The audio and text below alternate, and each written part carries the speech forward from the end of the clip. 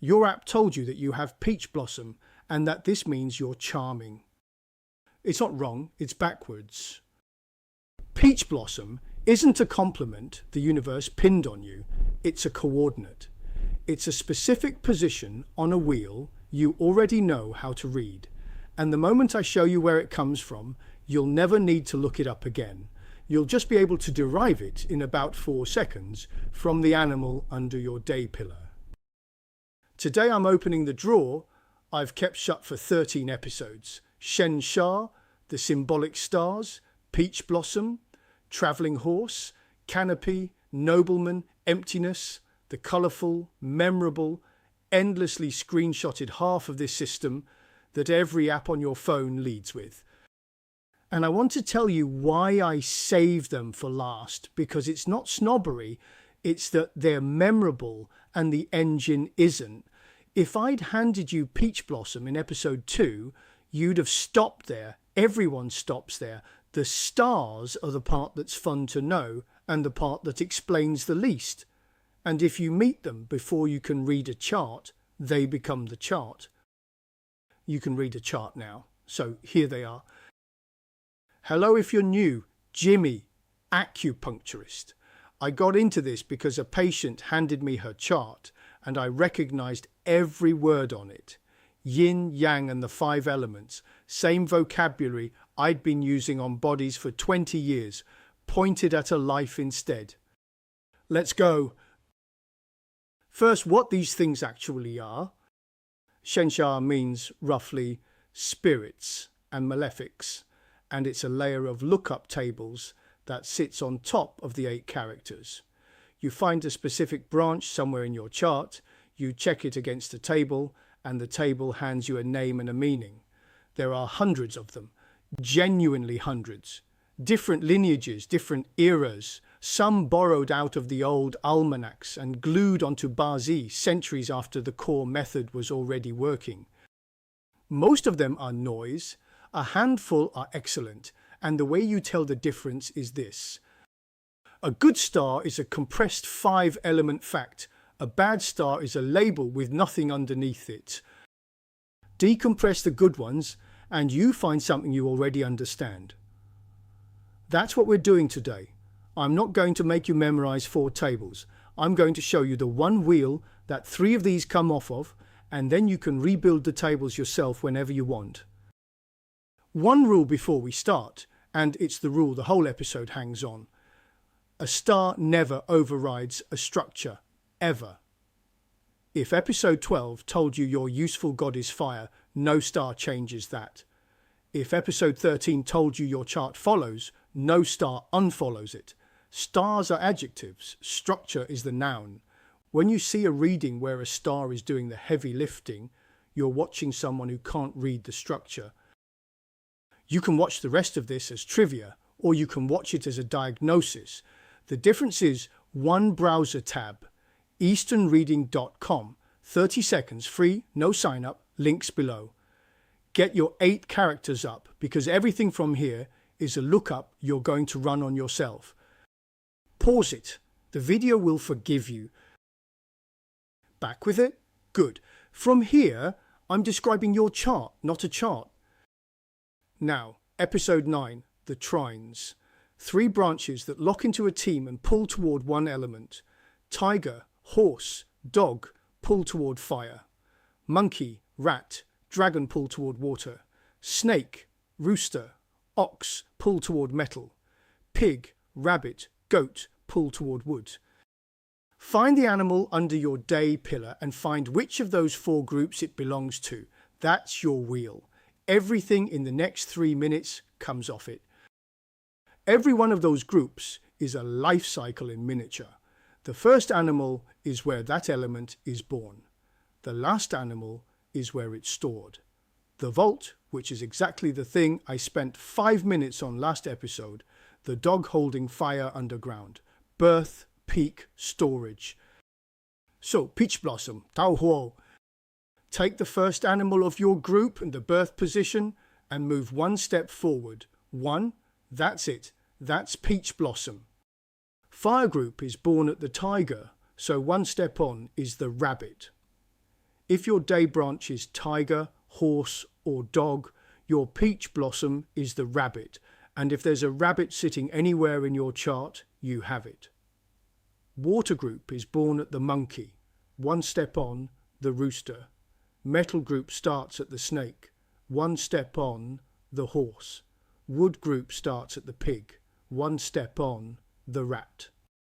4 groups, 1 rule, no table, and the position you just landed on has a name in the older cycle.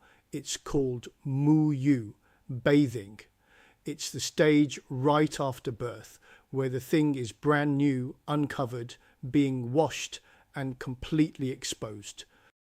That's what peach blossom actually is, not seductiveness, exposure, being visible, being new, being looked at, and having very little between you and the person looking. The charm reading isn't wrong, it's just the downstream effect. What the position is describing is a lack of covering. Second star, Ima, the travelling horse. Same wheel, take the first animal of your group again, the birth position, and this time take the animal that clashes it directly across 6 steps. Fire group is born at the tiger. The tiger's clash is the monkey. That's the travelling horse for anyone in the fire group. Water group born at the monkey, clash is the tiger. Metal group born at the snake, clash is the pig. Wood group born at the pig, clash is the snake. And you'll notice something. Those 4 animals are the same 4 animals, trading places. Tiger, monkey, snake, pig. The 4 corners of the wheel. The tradition calls them the 4 changsheng, the 4 starting gates, and the travelling horse is always the one aimed at yours. Which is why it means what it means. This is the branch that knocks your starting point loose. Movement, relocation, travel, restlessness, the job in another city, the decade abroad. It's not mystical, it's a clash pointed at your origin. Third star, and this one's my favourite, Huagai, the canopy. Same wheel, 3rd position, the last animal in your group, the vault, fire group, the dog, water, the dragon, metal, the ox, wood, the goat. Those 4 are the storage branches, and if your group's storage branch appears in your chart, you're carrying canopy. The classical readings of canopy are solitude, scholarship, religion, art, an inward-facing life, and a slightly hard time with ordinary sociability. Every source says something in that neighbourhood, and none of them explain why. Here's why. A vault is where things go to be kept, not used. You're carrying your group's warehouse. It's full and it's closed.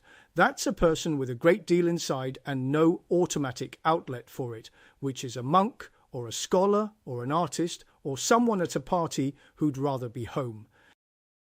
1 wheel, 3 stars, where you're washed, where you're knocked loose, and where you're stored.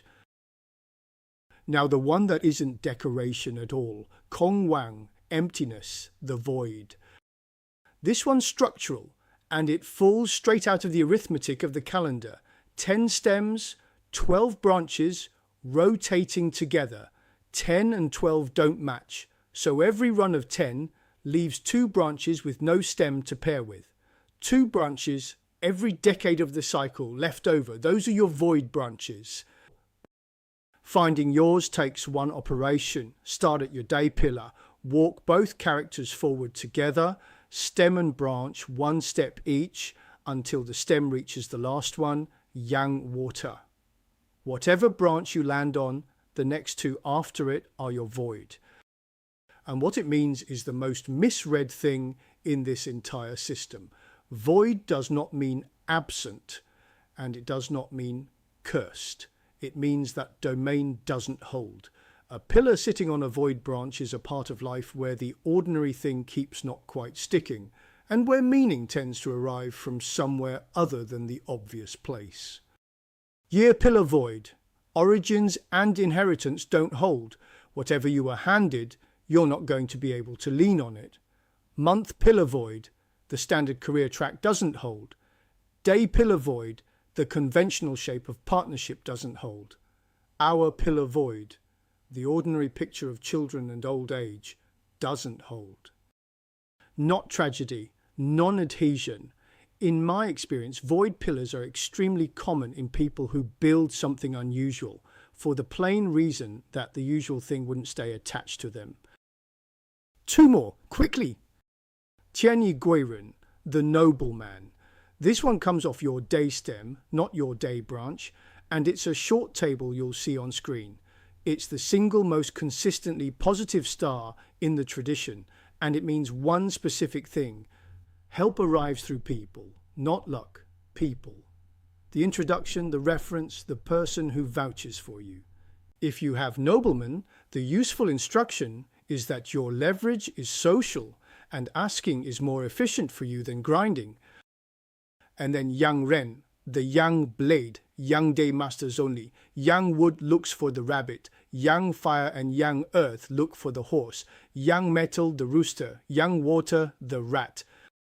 And I'm including this one specifically to show you the trick. Look at what those pairs are.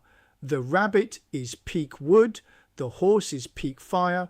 The rooster is peak metal. The rat is peak water. The yang blade is your own element at maximum 1 notch past where it's useful. That's all it is. It's an enormous quantity of yourself with a sharp edge on it, decisive, forceful, and prone to cutting the wrong thing. Which means the yang blade isn't a star at all. It's a 5-element fact wearing a costume, and you could have read it off the chart in episode 12 without knowing the name. That's the tell. Every star worth keeping does that. 3 moves. 1. Find your day branch, find its trine group and derive all 3. 1 step on from the start is peach blossom. The clash of the start is travelling horse. The end of the group is canopy. Then scan your other 7 characters for those 3 animals. Don't look up a table. Derive it. You'll remember it that way. 2. Find your void pair and see whether any pillar is sitting on one. If yes, stop treating that domain's difficulty as a personal failing and start treating it as a structural fact you can plan around. 3. Then put all of it underneath your useful god, not on top of it. Stars modify a reading. They don't produce one. The limits, 3 of them, and they're real. 1. There are hundreds of these. They contradict each other constantly, and with the full list in front of me, I could make any chart on Earth look blessed or doomed depending on which ones I chose to mention. That's not a hidden flaw in the method. It's the obvious one, and it's exactly how the fortune-telling business has worked for a very long time. The defense is the rule I gave you at the top. Structure first, stars second, always. 2. A lot of the classical language around these is moralizing, and some of it is aimed squarely at women. Peach blossom in particular got used for centuries as a polite way to call a woman's character into question, and there are texts that will tell you it's a warning sign in a wife's chart. I read that position as visibility and appeal. It describes how exposed a person is, not how they behave, and anyone reading it as an accusation is reading a social opinion from 1,000 years ago, not a chart. 3. I've given you 5 stars out of a very large field, and I chose these 5 because each one decompresses into something real. That's a curatorial judgment, and someone else would pick differently. If your reader uses one I didn't mention, that isn't a red flag. Ask them what it's made of. If they can tell you which 5-element fact it compresses, you're in good hands. If the answer is it's a traditional star, you now know what that means. Next episode, the wheel itself. I used 3 positions off it today: birth, bathing, storage, and there are 12. Xie Changsheng, the 12 stages, the full arc of how any element is born, grows, peaks, declines, dies, and gets put away, and how you read where your daymaster is standing on it. It's the layer underneath half of what I showed you today. Still no chart? EasternReading.com. It takes less time than this outro. One question for the comments, and it's a diagnostic one. Your day branch animal and which of the three you found: peach blossom, travelling horse, canopy. Some of you will have none of them and some of you will have all three. And I want to see the shape of that, especially the travelling horses. If you found two or more, say so and tell me how many times you've moved. I have a suspicion about that number, and about 200 of you can confirm or destroy it in one line. Same 5 elements next week. Thanks for the time.